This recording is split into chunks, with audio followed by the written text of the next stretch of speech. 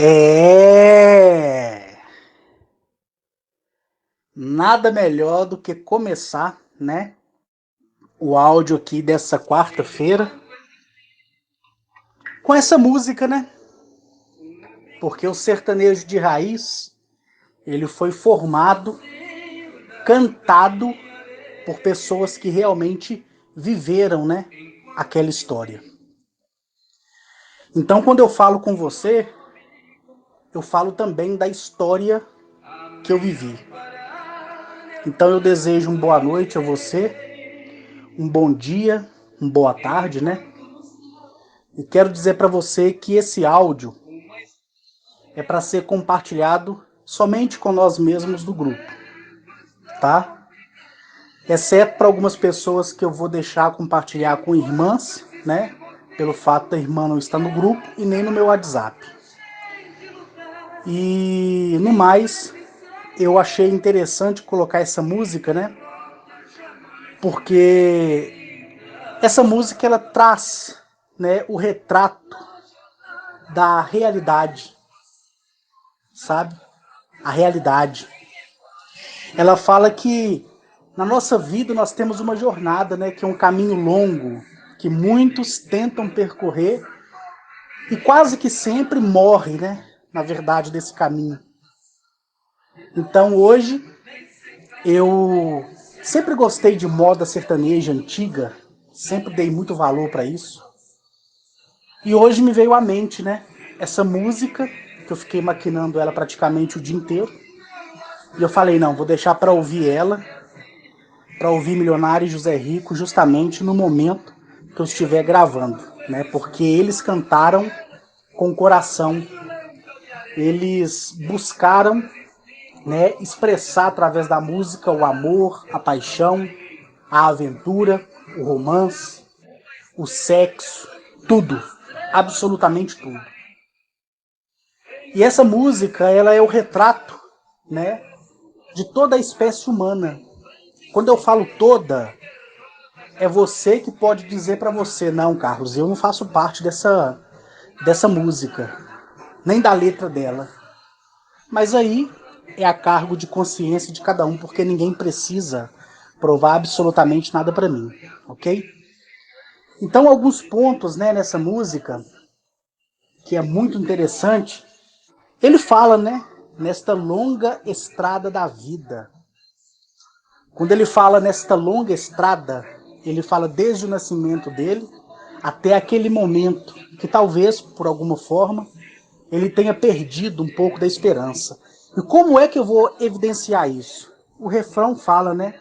Minha vista se escureceram e o final da corrida chegou, ou seja, ele se entregou, né? Ele se entregou a algo que ele quis conquistar e não conquistou. Então, quando ele fala que o final da corrida chegou, é porque ele desistiu.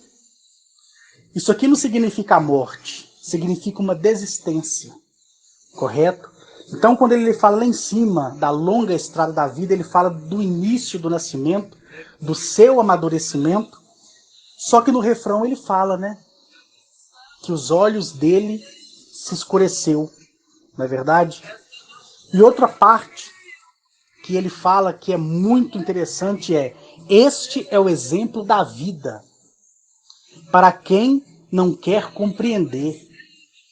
Essa palavra, essa letra, ela traz algo muito forte, né? E o forte que ela traz é justamente esse: o exemplo da vida para quem não quer compreender, ou seja, são as pessoas que lutam e se cegam e tropeçam e morrem batendo a cabeça na dúvida, na incerteza, na incapacidade que cada um julga por si só, não é verdade? E ele vem falando, né, novamente, que nós devemos ser o que somos. Realmente, você deve ser o que você é, porque ninguém pode te mudar, não é verdade? É igual eu disse para você, caráter, ninguém muda. A gente muda costumes e vícios. E ele vem dizendo aqui, não devemos ser o que somos. Não, quer dizer, desculpa, nós devemos ser o que somos, né? e ter aquilo que bem merecer. Aqui ele quer dizer o seguinte, na canção dele: o que vier para mim é lucro, mas eu não espero mais nada. Por quê? Lá em cima ele diz que as vistas dele se escureceram, não é verdade? E ele vem dizendo, né? Mas o tempo cercou, ou seja, ele não via solução, cerco, neutralidade, né? O tempo cercou minha estrada e o cansaço, ou seja, a falta de esperança, né, me dominou. Minhas vistas se escureceram novamente e o final desta vida chegou.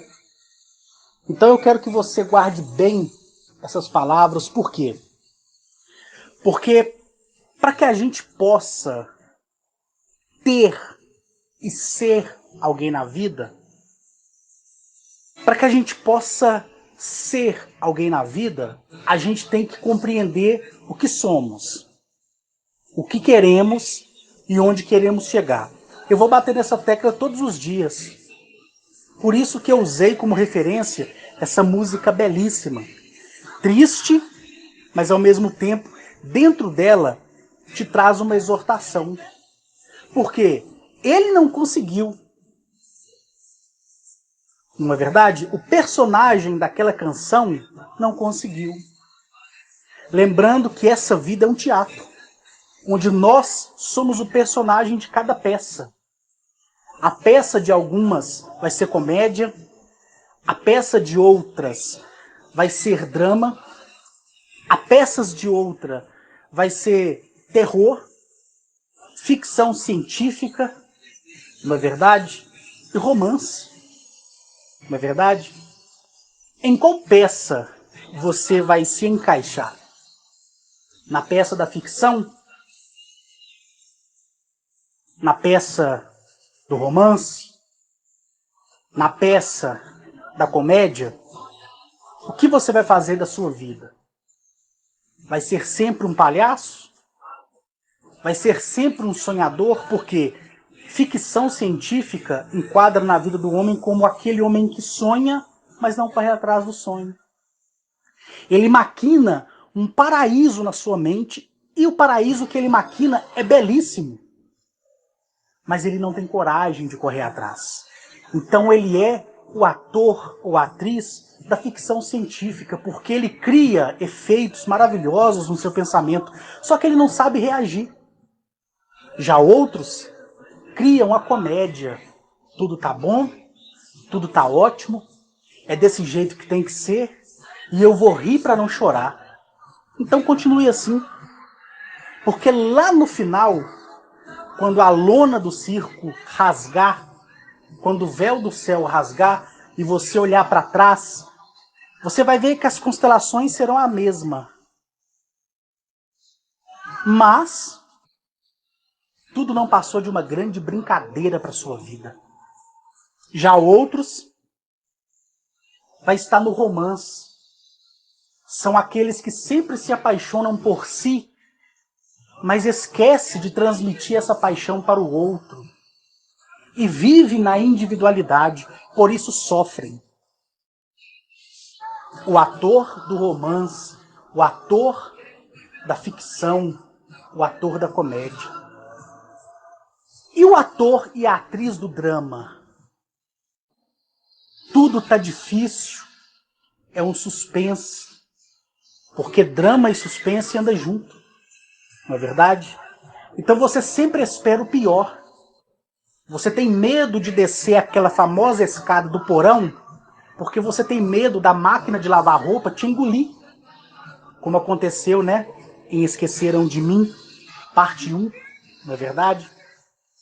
Onde aquele personagem, ele lutou contra aquela cena, né? E ele mandou que aquela máquina de lavar se calasse. E ele viu que aquilo ali não passava de uma ilusão. Certo? Porque o romance está ligado ao suspense, porque o sentimento ele é perigoso. A emoção é perigosa. Então, você vai continuar sendo ator e atriz de comédia, ficção científica, suspense e romance? Ou você vai ser o ator e a atriz da ação? Porque aquele que elabora a ação no teatro da vida, nos palcos da vida, esses conseguem seus objetivos porque eles não passam simplesmente desapercebidos, porque eles sabem agir. Porque você já percebeu que todo filme de ação, ele tem romance, ele tem comédia, ele tem ficção científica, ele tem suspense? Ação é o que muitos não têm. E é a peça essencial para toda a vida. Agir, não é verdade? O personagem dessa canção, o personagem dela desistiu porque a cegueira da incredulidade tinha aferido a sua razão. Então ele acreditou, ele lutou, mas ele não soube usar a ferramenta do agir. Por quê? Um exemplo. Eu quero ser a pessoa mais bem-sucedida da vida. Eu quero abrir a minha empresa. Eu quero poder ser um funcionário exemplar. Mas você não tem ação. Sabe? Porque você vive num drama, vive numa ficção, vive no romance e acaba resumindo tudo numa grande comédia. Então a sua vida passa a ser uma grande comédia. Quando eu estive na federação, no dia 30 de maio de 2014, nessa data eu estava na minha fazenda, estava no pasto, estava sentado, observando as minhas vacas, o meu touro, do outro lado do cercado os meus cavalos. Eu via os pássaros, as garças voando, pássaros cantando, cobras passando perto de mim, e eu estava ali, esperando ser buscado, né? Esperando ser levado até a federação, naquele 30 de maio de 2014. Então, quando foi ali por volta das 14 horas e 28 minutos, do céu para a terra desceu aquela esfera metálica. Quando ela chegou a uma certa distância entre o céu e a terra, acredito eu, à altura de um poste, ela se tornou dourada, como um braseiro vivo. E ali ela pousou, mas não encostou a sua parte côncava naquela parte da grama. Ela ficou suspensa, acredito eu, entre 30 e 40 centímetros. E ali eu me aproximei dela porque ela estava vazia. Ela foi mandada para me buscar. E ali, quando eu coloquei a palma da minha mão na sua fuselagem, a minha mão atravessou. E eu fui atravessando e entrando junto. Quando eu entrei dentro da esfera, toda aquela tela holográfica, muito além do que você possa ver em filmes de ficção científica, se acendeu diante dos meus olhos e ali surgiu o alfabeto siriano e automaticamente eu alterei, né, a diretriz de onde eu devesse ir. Então, automaticamente, eu tinha aprendido isso lá em Galamiak, e ali, aquela esfera, né, ela me levou diretamente lá para a Federação, que é no centro da nossa galáxia. Porque toda galáxia tem uma federação. Para você que está chegando agora, né, e não conseguiu compreender tudo isso, toda federação, ela é semelhantemente a um batalhão de exército ou de polícia. E as confederações é como se fosse as companhias de apoio daquele batalhão. Então as confederações, elas ficam em sistemas solares. Se o sistema solar tiver um sol sem nenhum planeta, ali tem uma confederação. Se ali tiver um Sol e um único planetoide, ali tem uma confederação. Ao exemplo anterior de um sistema solar com Sol, mas sem nenhum corpo planetário, nem planetoide, nem nada, a confederação constrói uma base, tá? Uma base, geralmente é uma nave que não ultrapassa muito ali os seus 200 quilômetros, tá? Toda proporcional em altura, largura, comprimento, ok? E ali fica 5 seres que formam o Conselho dos 5. Então aquela base acaba sendo base de apoio para outros viajantes interestelares. Mas todo lugar que tem um Sol, seja ele artificial ou natural, ali tem uma confederação. Porque existe uma única federação para cada galáxia. E existe mais de 500 bilhões, trilhões, quatrilhões de confederação, porque a quantidade de sistemas solares é imensurável, ok? Vai além das expectativas de projeção de astrônomos, né? E da própria referência que a NASA e outras agências espaciais passam para a humanidade, né? Para se colocar ali em livros didáticos. Então, quando eu cheguei na Federação, no planeta Teireles, que é um planeta todo artificial, quando você chega, ele parece ser um planeta de vidro. Ele parece ser aquela bola de cristal de vidro, sabe? E ali dentro você vê uma cidadela toda metálica. E você vê ali jardins compostos por cada vegetação de cada planeta. Então, cada planeta é simbolizado ali por um animal, por uma planta, por um complexo arquitetônico, porque Teireles é um planeta artificial gigantesco. Ok? Gigantesco. E quando eu cheguei ali, sendo transportado pela esfera siriana, a esfera, quando chegou, se acendeu como um braseiro mesmo. Por que ela se acende como um braseiro, Carlos? É porque esse mecanismo que ela tem como ação e reação serve para dissipar todo o fragmento celular para que ali eu atravesse. Então dá aquela sensação de eu estar atravessando uma parede, mas não é. As partículas, né, subatômicas, os átomos, as células são desfragmentadas. Então imagine agora você rodeado por bilhares de bolhas de sabão. Você consegue atravessá-las, correto? E não vai haver nenhum impedimento. É essa a sensação. E ali, quando eu pus os meus pés descalços naquele piso morno, né, de todo aquele complexo cidadélico, eu vi e ouvi o diálogo de diversas civilizações. E ali eu vi um ser que mede 5,5 metros. Eu não vou dizer aqui o nome dele porque fica difícil dizer na minha língua e o tempo não dá para eu entender uma maneira mais apropriada para poder dar a você, né, um nome ilustrativo, como é o de Agnachet, Atilil, Arnetoliel, Mereconoab, Zamaniel, Cariabá e todos que eu já mencionei, ok?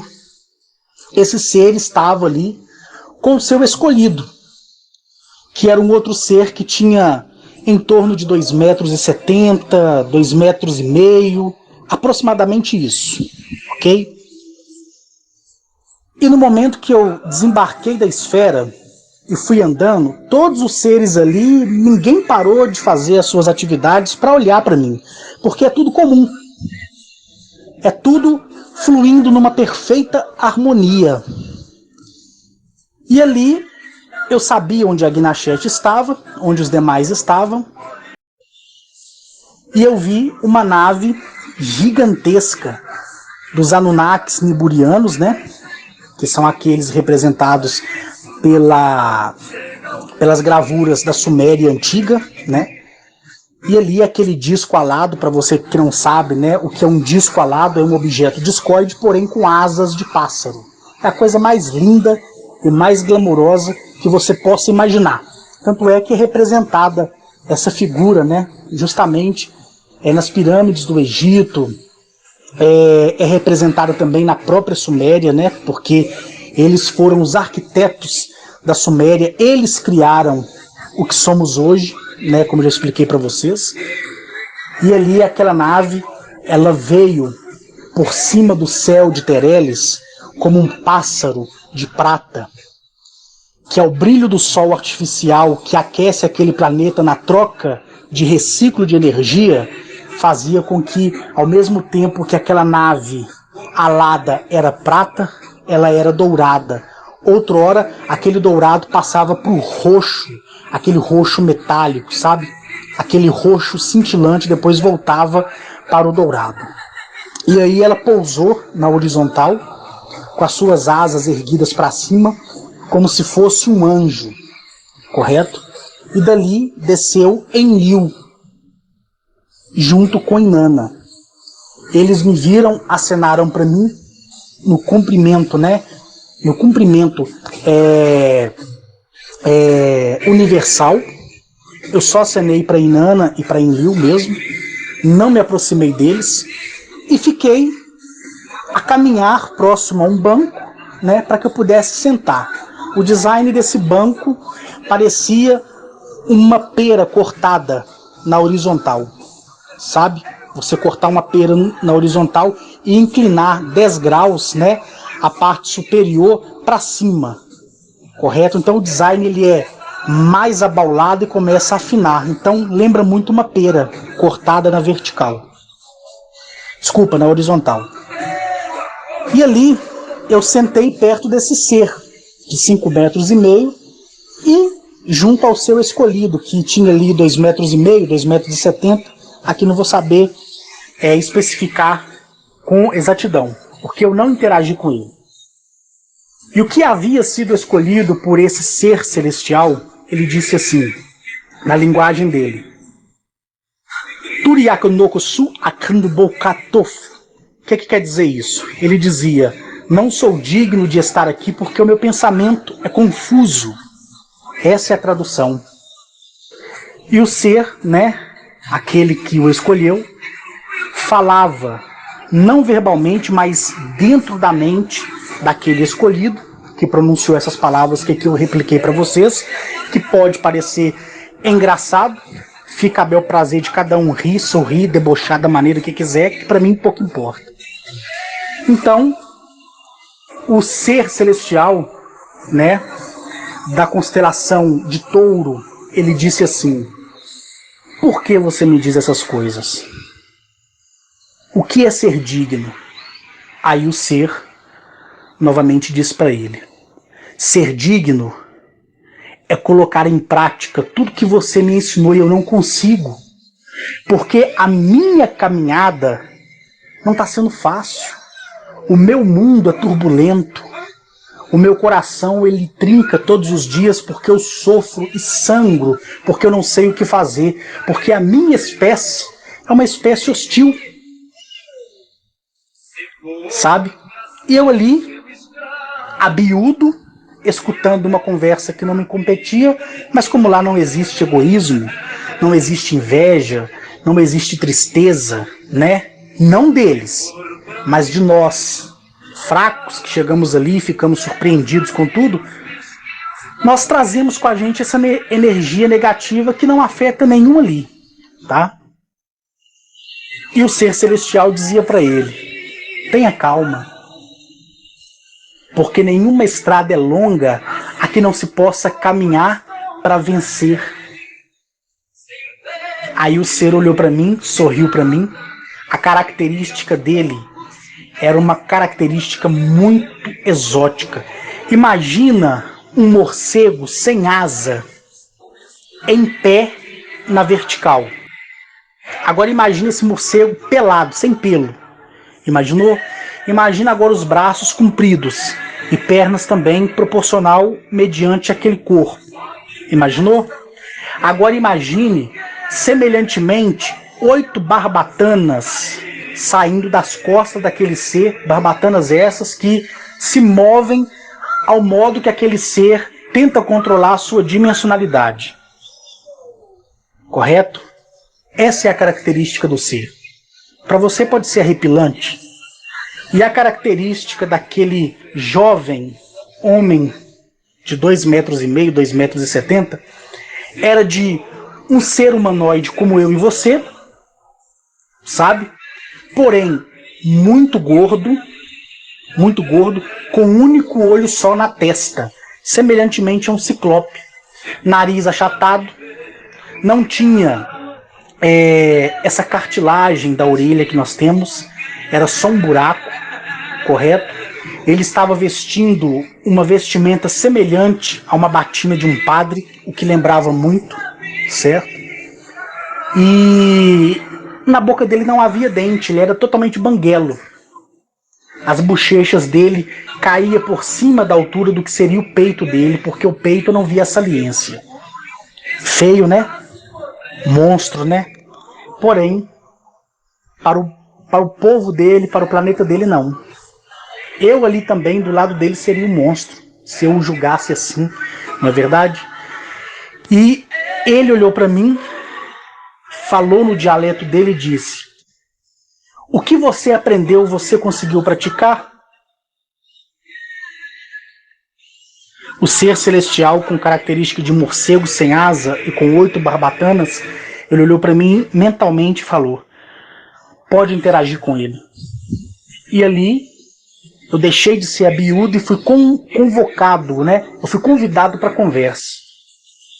E ali eu fiquei entre aquele ser de 5,5 metros e aquele outro, né? De 2,5 metros, 2,70 metros.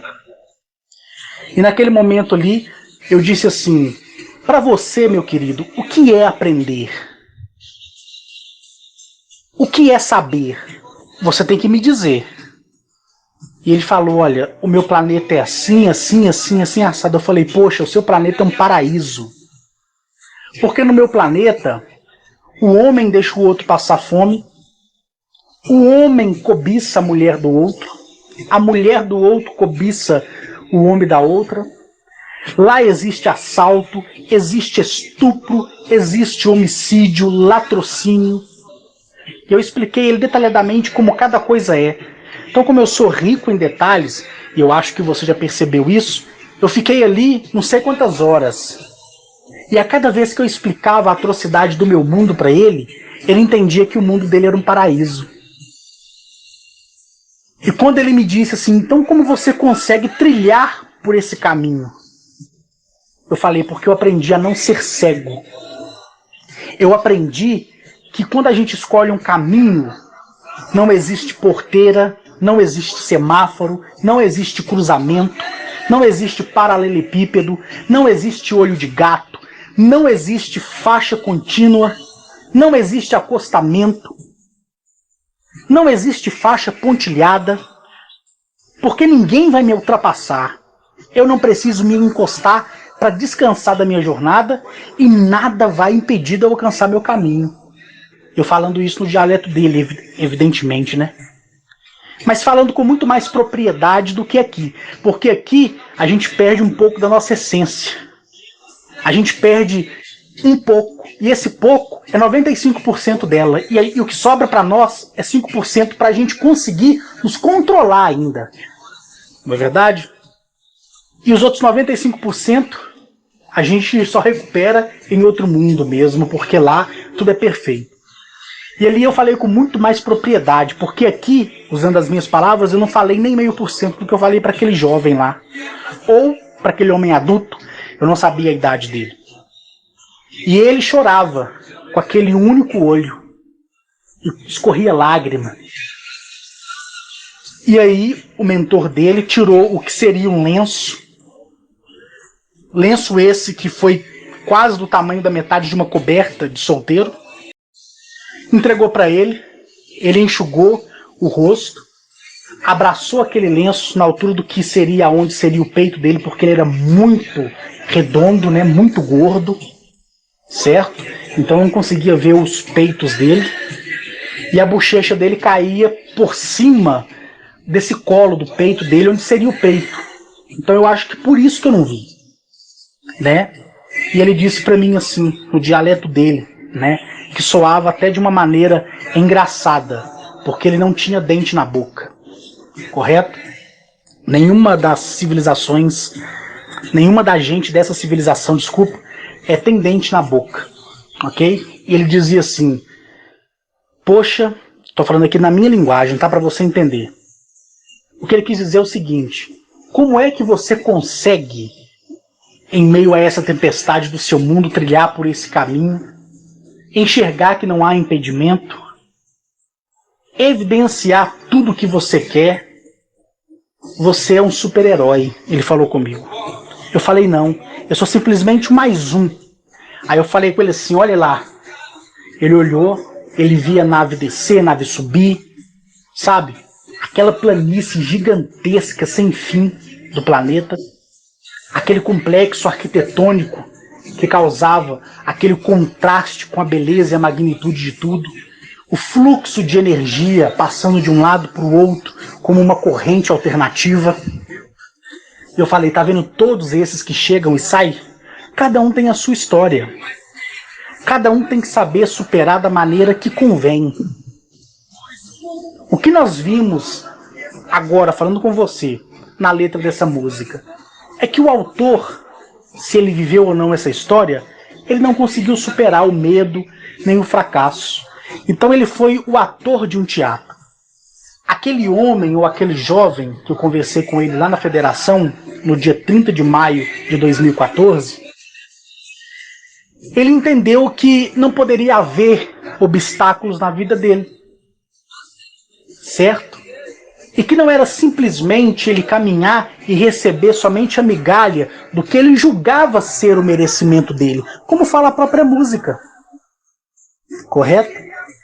Como fala a própria música que eu cantei aqui, igual uma vitrola desafinada para vocês. Por quê? Porque a compreensão da vida é muito além disso. E aí, ao instruí-lo, o mentor dele, com aquela mão gigante, pôs a mão na altura do meu peito. Eu senti tanta paz.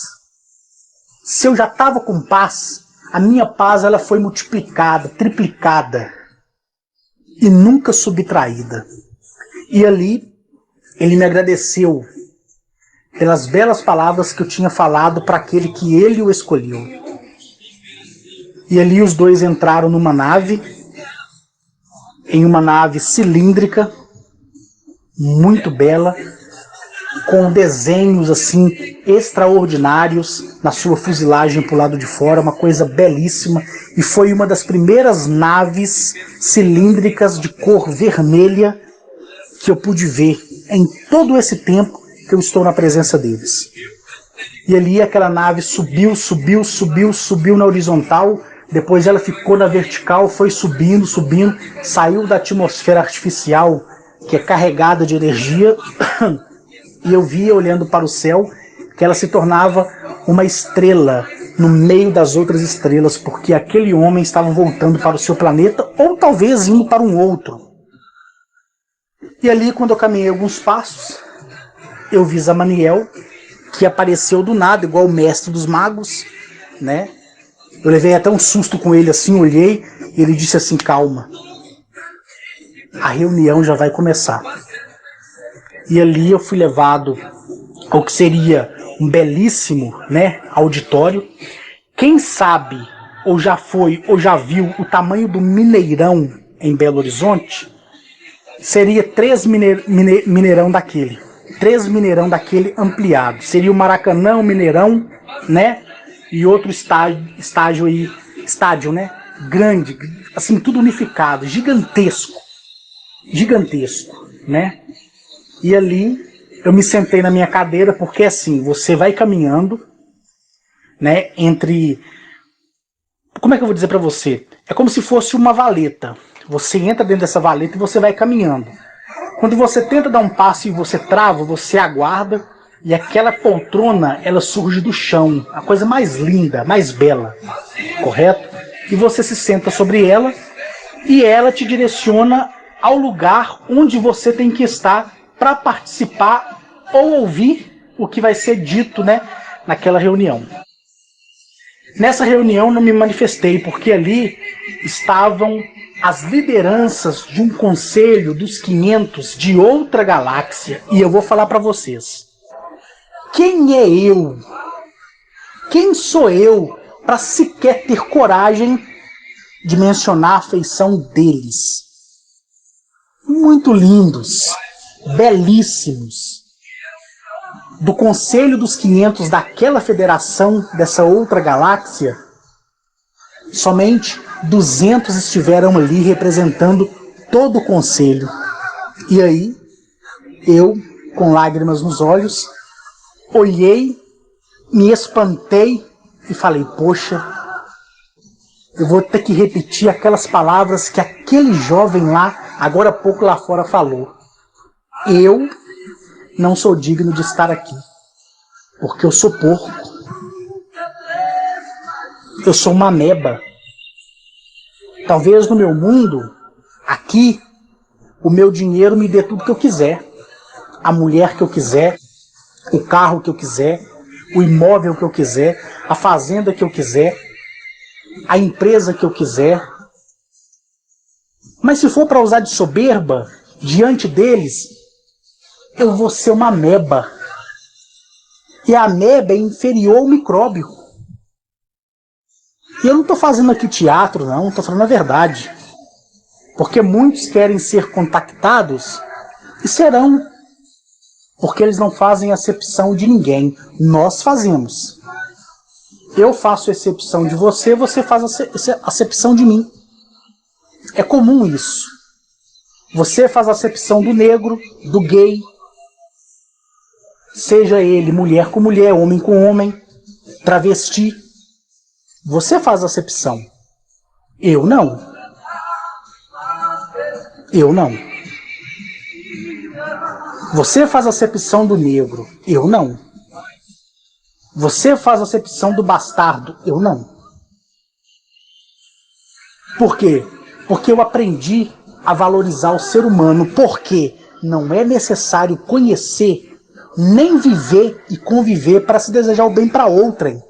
Se a humanidade soubesse isso, o caminho seria muito mais curto. A jornada não cegaria ninguém. E todos, sem exceção de ninguém, seria feliz. Não haveria violência, nem furto, nem roubo, nem homicídio, nem latrocínio. Não haveria desacato, não haveria inveja. Por quê? Porque você desejar o bem para o outro faz com que ele receba a sua energia. Mas você desejar o mal para outrem, se aquele outrem for um pateta, um bobão, e ele souber que você desejou mal para ele, e ele absolver aquela palavra maldita é aquela palavra que tem o maldizer. Não tem nada a ver com feitiçaria nem bruxaria não, tá? Maldito, uma palavra má, que foi, de certa forma, dita. Então é um mal hífen dito. Tirando o hífen, maldito. Não é verdade? Então, se eu disser para você que você é um fracassado, e você falar, poxa, eu esperava tudo do Arques, tudo, mas não essas palavras. E você, como um trouxa ou como uma trouxa, receber isso de mim e colocar lá no íntimo da sua centelha, toda vez que você fracassar, você vai fracassar não é porque você foi capaz, mas porque você carregou, absolveu a minha palavra. Lembra aquele vídeo meu que eu falei com vocês que a maldição, ela não existe a não ser que você absolva ela para sua vida? Eu até dei um exemplo, né, de famílias desestruturadas, onde mãe amaldiçoa filho, filho amaldiçoa mãe, pai amaldiçoa filho, filho